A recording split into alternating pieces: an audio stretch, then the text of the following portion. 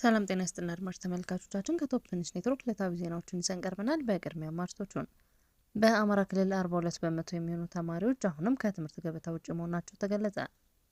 ለአንድ ጊዜ አገልግሎት የሚሰጡ የፕላስቲክ ምርቶች ወይም ፌስታል ከአንድ ወር በኋላ መጠቀም የሚከለክለው አዋጅ ትግበራ ጊዜ እንዲራዘምላቸው ሱፐርማርኬቶችና አምራቾች ጠየቁ።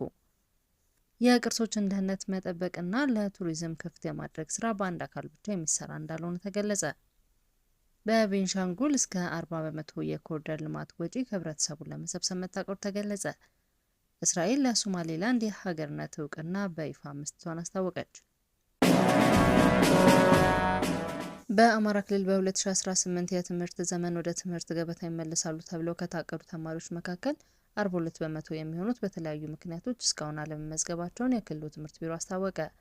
የአማራ ክልል ምክር ቤት 6ኛ ዙር 5ኛ ዓመት የስራ ዘመን መደበኛ ጉባኤው በባህር ዳር ከተማ እያካሄደ ይገኛል።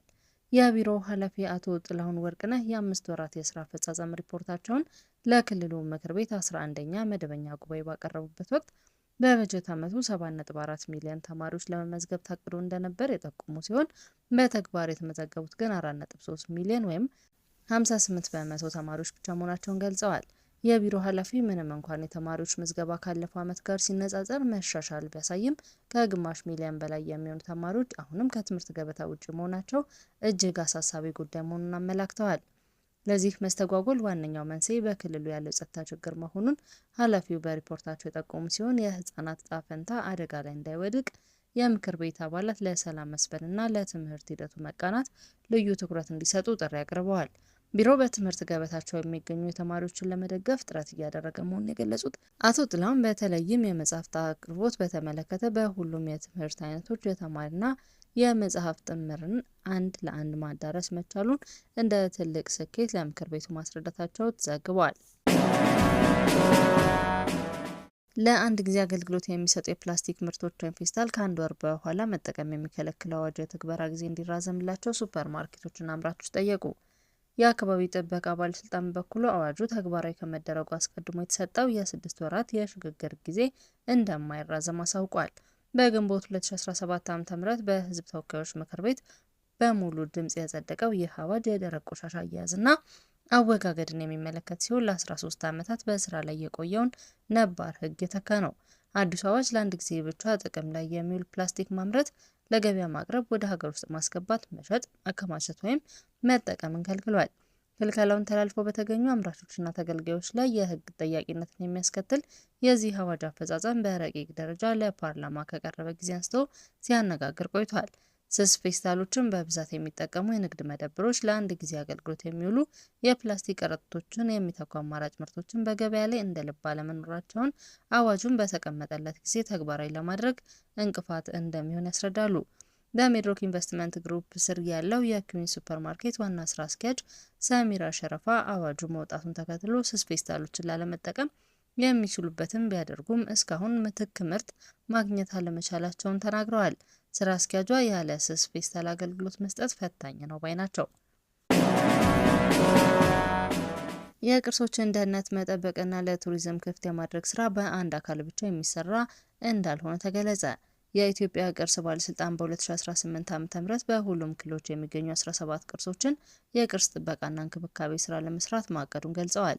10 የሚሆኑት ቅርሶች ደግሞ የቅድመ ጥገና ጥናት ለማድረግ እየሰራ መሆኑን የገለጸው ተቋሙ በተለይም በአማራ፣ በትግራይ፣ በአፋር፣ በደቡብ ምዕራብ የኢትዮጵያ ክልሎች፣ በሐረርና ድሬዳዋ ከተሞች የሚገኙ ቅርሶችን በተያዘው በጀት ዓመት የጥገናና እንክብካቤ ስራ ለመስራት መታቀዱን ባለስልጣኑ አሳውቋል። በባለስልጣን መስሪያ ቤቱ የቅርስ ጥበቃና ልማት መሪ ስራ አስፈጻሚ አቶ ሀብታሙ አብርሃ እነኚህን ስራዎች ለመስራት ከፍተኛ በጀት የሚጠይቁ ናቸው ሲሉ አንስተው በመንግስት ብቻ የሚሸፈን አለመሆኑን ተናግረዋል። ኢትዮጵያ ያላትን የቅርስ ሀብቶችን አውቆ ለቱሪዝም ዘርፉ አስተዋጽኦ እንዲያደርጉ በሚሰራው ስራ ውስጥ ማህበረሰቡ፣ የቅርስ ባለይዞታዎችና ሌሎችም የሚመለከታቸው አካላት ድጋፋቸውን ሊያደርጉ ይገባል ሲሉ ገልጸዋል። ጥበቃና እንክብካቤ ሊደረግላቸው የታሰቡት ቅርሶች ዓለም አቀፍ፣ ሀገር አቀፍና ታሪካዊ ቅርሶች ናቸውም ተብሏል። በቤንሻንጉል 40 በመቶ የሚደርስ የኮሪደር ልማት ወጪ ከህብረተሰቡ ለመሰብሰብ መታቀዱ ተገለጸ። በቤንሻንጉል ጉሙዝ ክልል በዚህ በጀት ዓመት በኮሪደር ልማት 17.5 ኪሎ ሜትር መንገድ ለመገንባት መታቀዱን የክልሉ የከተማና መሰረተ ልማት ቢሮ አሳውቋል። በክልሉ አንደኛ ዙር የኮሪደር ልማት በ2017 ዓ.ም በአሶሳ ከተማ መጀመሩን የክልሉ የከተማና መሰረተ ልማት ቢሮ የኮሚኒኬሽን ዳይሬክተር ደርበው ዛንቶ ተናግረዋል። በዚህም 9.6 ኪሎ ሜትር የእግረኛ መንገድ፣ የተለያዩ የኤሌክትሪክ ፖሎችና መዝናኛዎችን ያካተተ ወደ 1 ቢሊዮን ገደማ ወጪ የተደረገበት የከተማ ኮሪደር ልማት መሰራቱን ተናግረዋል። በ2018 በጀት ዓመት ደግሞ በአሶሳና በአምባሲ ከተማ አስተዳደሮች ላይ ተግባራዊ የሚደረግ 17.5 ኪሎ ሜትር መንገድን ለመገንባት መታቀዱን ጠቁመዋል። በአሁኑ ወቅት ወደ ስራ መግባት እንደተቻለ ያነሱት ዳይሬክተሩ አሶሳ ከተማ 11ኛው የከተሞች ፎረም አስተናጋጅ እንደመሆኗ መጠኑ ያንኑ ታሳቢ ያደረገ ስራዎች እየተሰሩ ናቸው ብለዋል። በህብረተሰቡ ተሳትፎ በኩል ባለፈው በጀት ዓመት ወደ 200 ሚሊዮን ገደማ ከህብረተሰቡ እንደተሰበሰበ ጠቁመዋል። በተመሳሳይም በዚህ በጀት ዓመት የተያዘው እቅድ አንጻር ከፍተኛ የህብረተሰብ ተሳትፎ የሚጠይቅ በመሆኑ ከ30 እስከ 40 በመቶ የሚሆነውን ወጪ ከህብረተሰቡ ለመሰብሰብ መታቀዱን ገልጸዋል። የእስራኤል ጠቅላይ ሚኒስትር ቤንያሚን ኔታንያሁ ሀገራቸው የሶማሌ ሪፐብሊክ እንደ ነጻና ሉዓላዊት ሀገር በይፋ መቀበሏን አስታወቁ። ይህም በአፍሪካ ቀንድ ውስጥ ትልቅ ዲፕሎማሲያዊ ለውጥ መሆኑን ተናግረዋል። ኔታንያሁ ባወጡት መግለጫ እንዳስታወቁት እውቅና የተረጋገጠው ከእስራኤል የውጭ ጉዳይ ሚኒስቴር ጌዲዮን ሳር እና ከሶማሌላንድ ፕሬዚዳንት አብዱርሃማን መሐመድ አብዱላሂ ጋር በጋራ በተፈረመ የሁለትዮሽ ስምምነት አማካኝነት ነው።